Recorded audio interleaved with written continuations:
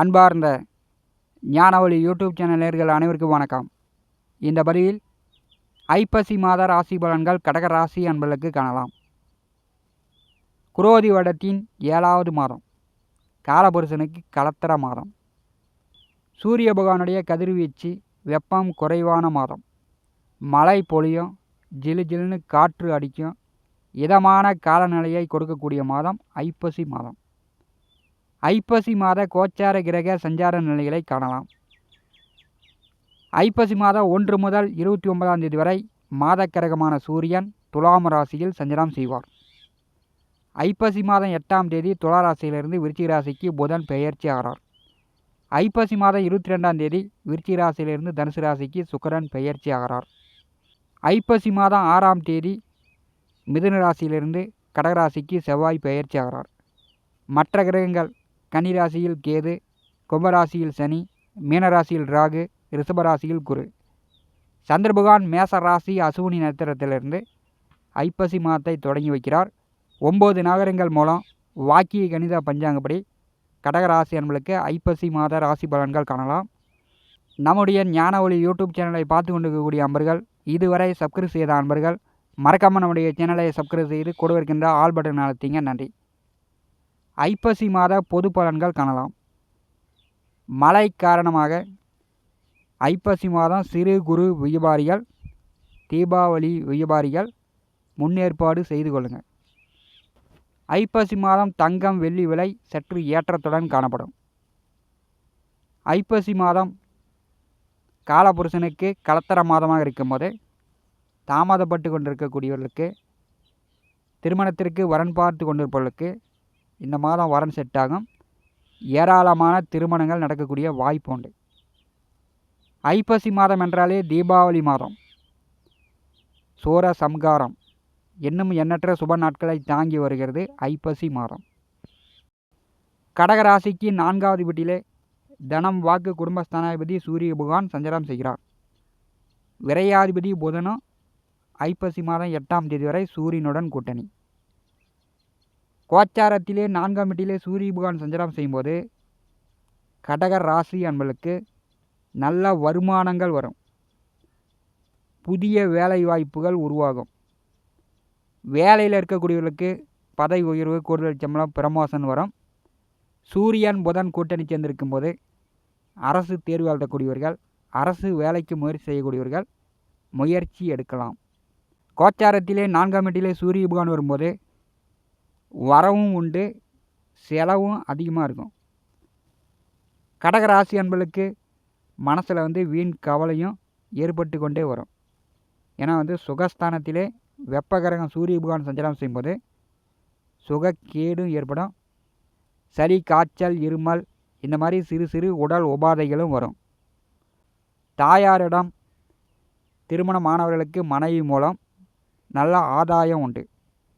கோச்சாரத்திலே 4ஆம் வீட்டிலே சூரிய பகவான் வரும்போது பயணங்கள் ஏற்படும். இதுவரை போகாத கோயிலுக்கு போய்ட்டுருவீங்க. பயணங்கள் மூலம் மன மகிழ்ச்சி கடகராசி என்பளுக்கு வரும்.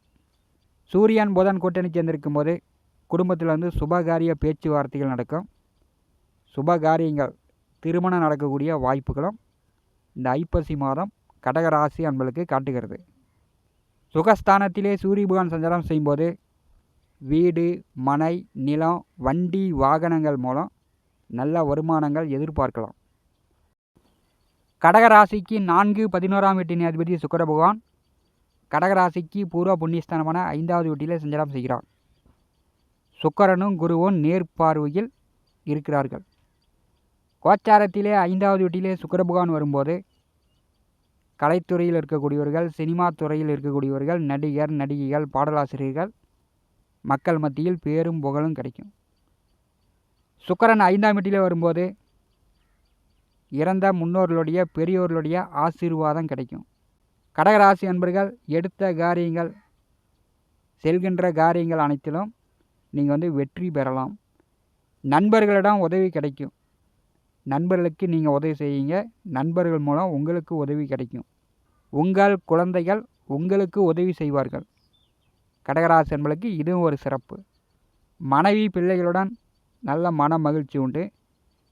குலதெய்வ வழிபாடு மூலம் கடகராசி என்பர்கள் எண்ணற்ற காரியங்களை நீங்கள் சாதிக்கலாம். ஐப்பசி மாதம் 22ஆம் தேதி வரை 5வது வீட்டிலே சுக்கிரபகவான் சஞ்சாரம் செய்யும்போது குலதெய்வ வழிபாடு செய்யுங்க. எண்ணற்ற காரியங்கள், தடைப்பட்ட விஷயங்களை நீங்கள் சாதித்து கொள்ளலாம். ஐப்பசி மாதம் 22ஆம் தேதி 6ஆம் வீட்டிற்கு சுக்கிரபகவான் பயிற்சியாகிறார். 6ஆம் வீட்டிற்கு சுக்கிரன் செல்லும் பொழுது கடக ராசி என்பளுக்கு வீட்டில் இருக்கக்கூடிய எலக்ட்ரானிக் பொருட்கள், மின் சாதன பொருட்கள் பழுதாகும். பழுது பார்த்து அதற்கு செலவுகள் செய்யக்கூடிய அமைப்பு உண்டு. அல்லது அதை மாற்றிட்டு புதிய பொருட்கள் வாங்கி வைக்கக்கூடிய அமைப்பும் ஐப்பசி மாதம் 22க்கு பிறகு கடகராசி என்பளுக்கு ஏற்படும். ஐப்பசி மாதம் 8ஆம் தேதி 5வது வீட்டிற்கு புதன் பயிற்சியாகிறார். 5ஆம் வீட்டிற்கு புதன் வரும்போது உங்கள் பிள்ளைகளுக்கு கொஞ்சம் செலவுகள் செய்கிற மாதிரி இருக்கும். படிப்பு விஷயமா, வேலை விஷயமா, தொழில் விஷயமா, திருமண காரியமாக செலவுகள் கூடும். உங்கள் பிள்ளைகள் மூலம் உங்களுக்கு வீண் அவப்பெயர், கெட்ட பெயர் வருவதற்கு வாய்ப்புகளும் உண்டு. ஐப்பசி மாதம் 6ஆம் தேதி வரை கடகராசிக்கு ராஜ யோகாதிபதி பூர்வ புண்ணியத்திற்கும் தொழிலுக்கும் அதிபதியான செவ்வாய் 12வது வீட்டிலே சஞ்சாரம் செய்கிறார். தொழில் ஜீவன கர்மஸ்தானாதிபதி 12வது வீட்டில் அமர்ந்திருக்கும் போது வேலையும் சரி, தொழிலும் சரி கொஞ்சம் திருப்தி இல்லாமல் தான் போயிட்டுருக்கும். ஐப்பசி மாதம் 6ஆம் தேதி ஜென்ம ராசியிலே செவ்வாய் பகவான் அமர்ந்து நேர்கதியில் முன்னோக்கி செல்வார். நெருப்பு கிரகம் செவ்வாய் பகவான் ஜென்ம ராசியில் வரும்போது கடகராசி நீர் ராசி, நெருப்பு அணைந்து விடும். செவ்வாய் பகவான் ஜென்ம ராசியில் சஞ்சாரம் செய்யும்போது கடகராசி என்பளுக்கு தொழில் சார்ந்து, வேலை சார்ந்து இருந்து வந்த சங்கடங்கள் நீங்கும். தொழில் செய்து கொண்டிருப்பவர்களுக்கு கொஞ்சம் விறுவிறுன்னு நல்ல வருமானங்களை கொடுக்கும். தடையின்றி பணம் சம்பாதிக்கக்கூடிய வாய்ப்புகள் உண்டு. தொழில் நன்றாக போகும். விவசாயம், ஆடு மாடு, கால்நடை, கோழி, மண் பூமி நிலம் சார்ந்த தொழில் வேலை செய்து கொண்டிருப்பவர்கள், யூனிஃபார்ம் வேலையில் இருக்கக்கூடியவர்கள், காவல்துறை, இராணுவம், மருத்துவம், தீயணைப்புத்துறை, மின்சாரத்துறை, இப்படி யூனிஃபார்ம் வேலையில் இருக்கக்கூடியவர்களும் மண் சார்ந்த தொழில் வேலை செய்து கொண்டிருப்பவர்களுக்கு மிக மிக சிறப்பாக இருக்கும். ஜென்ம ராசியிலே செவ்வாய் பகவான் வரும்போது கடகராசி என்பளுக்கு சந்தோஷமும் வரும், தலையும் சுற்றும். சந்தோஷமும் தலை சுற்றலும் போட்டி போடக்கூடிய நேர காலமாக இருக்கும்.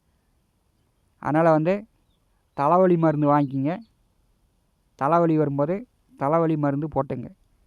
ஜென்ம ராசியிலே செவ்வாய் பகவான் வரும்போது கடக ராசி என்பளுக்கு எப்போதும் நல்ல பலன்கள் எதிர்பார்க்கலாம். குலதெய்வ வழிபாடு செய்யுங்க. இதுவரை குலதெய்வம் கோயிலுக்கு போகவில்லை என்றாலும் ஐப்பசி மாதம் 6ஆம் தேதி பிறகு குலதெய்வம் கோயிலுக்கு போய் குலதெய்வத்தை வழிபடுங்க. குலதெய்வ அருள் பரிபூர்ணமாக கிடைக்கும். குலதெய்வம் கோயில் தெரியாதவர்கள், குலதெய்வம் கோயிலுக்கு போக முடியாதவர்கள் திருச்செந்தூருக்கு சென்று செந்தில் வடிவேலனை தரிசனம் செய்யுங்கள். திருச்செந்தூர் முருகனுடைய அருள் பரிபூர்ணமாக கிடைக்கும். நட்பு உறவுகள், கணவன் மனைவிக்குள் சண்டை சச்சரவு இல்லாமல், எதிர்வாதம் இல்லாமல், பிடிவாதம் பிடிக்காமல் கொஞ்சம் அனுசரித்து போங்க. ஜென்ம ராசியிலே செவ்வாய் வரும்போது கொஞ்சம் கோபம் வரும், அவசரப்படுற மாதிரி இருக்கும், பிடிவாதம் பிடிக்கிற மாதிரி இருக்கும். கடகராசி என்பர்கள் அனுசரித்து விட்டு கொடுத்து செல்ல வேண்டும். செவ்வாய் ஜென்ம ராசியிலே நேச நிலையில் இன்னொரு நேச கிரகமான சூரிய பகவானை பாரு செய்வார். அப்போ சுக கேடு இல்லாமல் கடகராசி என்பர்கள் பார்த்து கொள்வது நல்லது.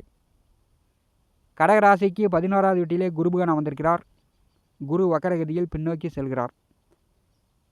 குரு வக்கர காலம் மூத்த அண்ணன் அக்கா உடன் பிறந்தவர்களிடம் சண்டை சச்சரவு இல்லாமல் பார்த்துங்க. வேறு ஆசைப்படாதீங்க. மற்றவர்களிடம் பணத்தை கொடுத்து ஏமாந்து போயிடாதீங்க. கோச்சாரத்திலே 11வது வீட்டிலே குருபகவான் வக்கரகதியில் பின்னோக்கி செல்லும் பொழுது அவர் மீண்டும் தொழிற்ஸ்தானத்தை நோக்கி செல்வது போல் இப்போ உங்களுக்கு தொழில் நன்றாக போகும். தொழில் விரிவுபடுத்தலாம். செய்கின்ற தொழிலில் நல்ல லாபம் பார்க்கலாம். அதற்கு நீங்கள் நேர காலம் பார்க்காமல் கடினமாக கஷ்டப்பட்டு உழைக்க வேண்டும். 11வது வீட்டிலே குருபகவான் வக்கரகதியில் பின்னோக்கி செல்லும் பொழுது பேராசைப்படாதீங்க, பெரிய நஷ்டமும் ஏற்படுத்திவிடும். கடகராசிக்கு 8வது வீட்டிலே சனி பகவான் வந்திருக்கிறார். ஐப்பசி மாதம் 18ஆம் தேதி வக்கர நிவர்த்தி அடைந்து நேர்கதியில் முன்னோக்கி செல்கிறார். அஷ்டமச்சனியின் அவஸ்தைகள் சற்று கூடுதலாக வரும். யாருக்கும் வாக்கு கொடுக்காதீங்க, யாரையும் எடுத்தெறிந்து பேசாதீங்க, கம்முன்னு இருப்பது நல்லது. 8ஆம் வீட்டிலே சனி பகவான் வக்கர நிவர்த்தி அடைந்து முன்னோக்கி செல்லும் பொழுது வண்டி வாகனங்களுக்கு இன்சூரன்ஸு காலாவதி ஆகக்கூடியவர்கள் இன்சூரன்ஸு போட்டுங்க. வண்டி வாகன போக்குவரத்தில் பொறுமையாக போயிட்டு பொறுமையாக வாங்க. உங்களுடைய உடல் ஆரோக்கியத்தில் கவனம் எடுத்துக்கொள்ளுங்கள். இரவு நேர பயணங்களை தவிர்ப்பது நல்லது. இரவு நேரங்களில் பயணங்கள் செய்யும்போது உங்கள் உடைமைகளை பாதுகாத்து கொள்ள வேண்டும். கடகராசிக்கு 3வது வீட்டிலே கேது தைரிய வீரிய சகோதர சகாயஸ்தானத்திலே கேது அமர்ந்திருக்கும் போது தம்பி தங்கை உடன் பிறந்தவுடன் உதவிகள் எதிர்பார்க்காமல் இருப்பது நல்லது. பாக்கியத்திலே ராகு அமர்ந்திருக்கிறார். தந்தையை விட்டு வெளியில் தங்கி உங்கள் சுய முயற்சியால் சுய உழைப்பால் பணம் சம்பாதிக்கக்கூடிய வாய்ப்புகள் உண்டு. இதெல்லாம் பயன்படுத்திக்கலாம். தொலை தொடர்புகள் மூலம் பணம் சம்பாதிக்கலாம். செல்ஃபோனு, கம்ப்யூட்டரு, மீடியா, உள்ளூரை விட்டு வெளியூர், வெளியிடம், வெளிநாடு இப்படி வந்து தொலை தொடர்புகள் மூலம் பணம் சம்பாதிக்கக்கூடிய வாய்ப்பு கடகராசி என்பளுக்கு வருகிறது. இதை வந்து நீங்கள் பயன்படுத்தி கொள்ளுங்கள். இந்த காணொலியை பற்றி உங்களுடைய மேலான கருத்துக்களை நம்முடைய கான்பாஸில் பதிவு செய்யுங்கள். நம்முடைய ஞான ஒளி யூடியூப் சேனலை பார்த்து கொண்டிருக்கக்கூடிய அன்பர்கள், இதுவரை சப்ஸ்கிரைப் செய்த அன்பர்கள் மறக்காமல் நம்முடைய சேனலை சப்ஸ்கிரைப் செய்து கூட இருக்கின்ற ஆல் பட்டன் அழுத்திங்க. தினந்தோறும் நம்முடைய சேனலில் ஜோதிட பலன்கள் பதிவிடப்படும். உடனுக்குடன் பார்த்து பயன்பெறுங்கள். நன்றி, வணக்கம்.